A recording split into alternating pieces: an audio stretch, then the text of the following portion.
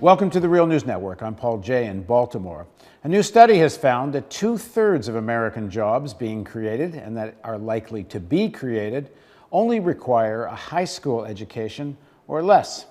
So the idea that people are going to educate themselves out of unemployment and poverty doesn't seem to have a heck of a perspective.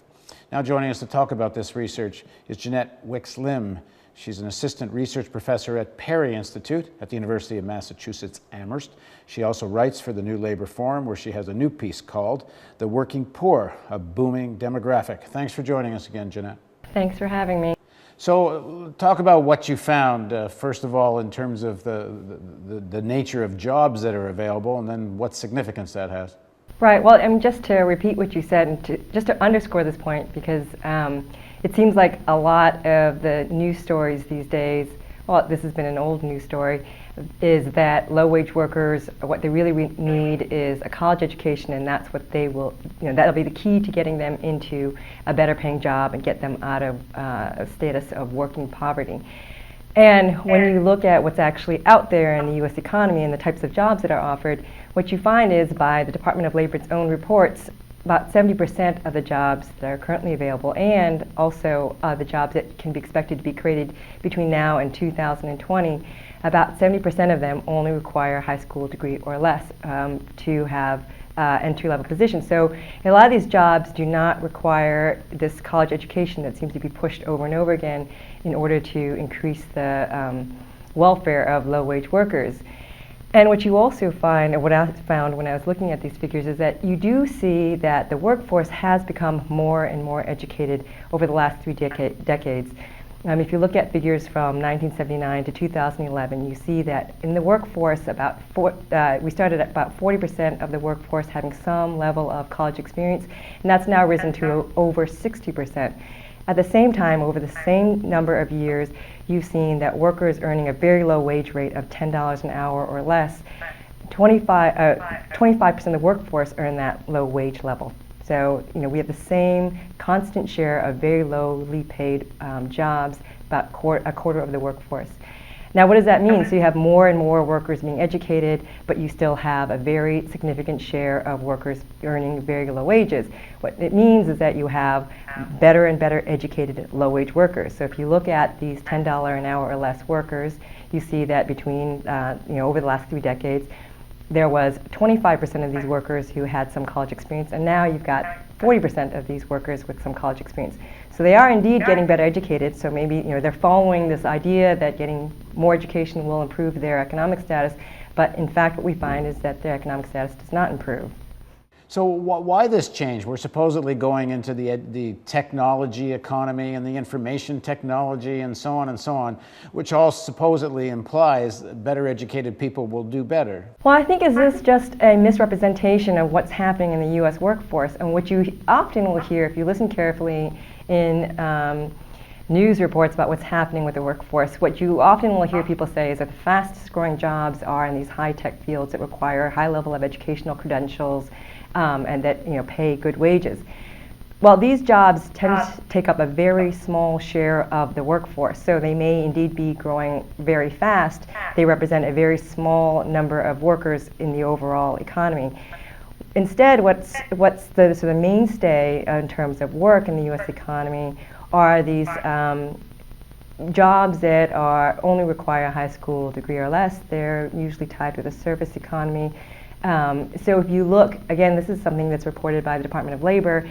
One of the things that they report amongst the top 30 occupations with the largest job growth between what they're projecting between 2010 and 2020. That amongst those top 30 jobs, many of them are very low wage jobs, very low wage occupations. And what I did actually in this recent piece that I did is I compared the occupations in this list of the top 30 occupations with the largest job growth over the next 10 years to the most common jobs held by the working poor. And in fact, the majority of the occupations in both these lists are the same. In other words, the jobs that are adding the most number of jobs, the ones that are expected to add the most number of jobs over the next 10 years, are the same kinds of jobs that the working poor hold. So that's really a more accurate description of what are the most common, most prevalent, the jobs that are going to be adding the most new positions over the next 10 years are these kinds of jobs. And you can imagine what these jobs are, consist of. There are jobs like janitors, security guards, childcare workers, home health care aides, those types of positions. And those are positions that people, are pretty well aware are pretty common in the U.S. economy. And they just, in fact, make up a large proportion of the workforce. And of course, the other thing that's happening is that even jobs that traditionally paid significantly more, like in the auto industry, where it used to be a starting worker would make 24 to 26 bucks an hour to begin, the new contracts now have starting workers at $14 or even less in some in auto parts manufacturing. And these kind of two-tier contracts are happening all over the country. So even those working class jobs that in theory did pay more are disappearing. Yeah, that's true. I think what we've been seeing in the recent decades is a large growth in jobs that pay very low wages, and then some growth in jobs that pay very high wages, and those sort of middle income jobs that pay decent wages, the ones that you're just talking about, the automotive factory jobs, their pay is either decreasing or their jobs are going overseas.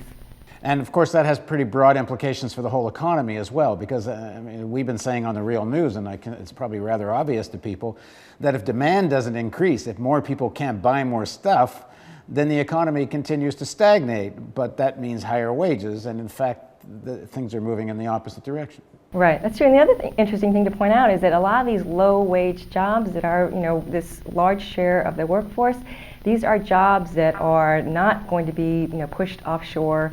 You can't, replace them easily with machines. So, jobs like a child care worker or a home health aide, these are jobs that need to be done by people within the U.S. border. So these jobs actually have the potential to be, improved, because it's not easy to say, well, a firm isn't going to just ship them off to another country, and those are not positions that are easily, done away with by replacing them with a machine. So these are jobs that have potential to become better quality jobs, but you do need, what I argue in the piece is you need a stronger labor movement. Thanks very much for joining us, Jeannette. Thanks. And thank you for joining us on the Real News Network. And don't forget, we're in the midst of our year-end fundraising campaign. Every dollar you give gets doubled by a matching grant until we reach $100,000. So somewhere around this video player, you'll find a donate button. If you don't click on it, we can't do this. Thanks for joining us on the Real News Network.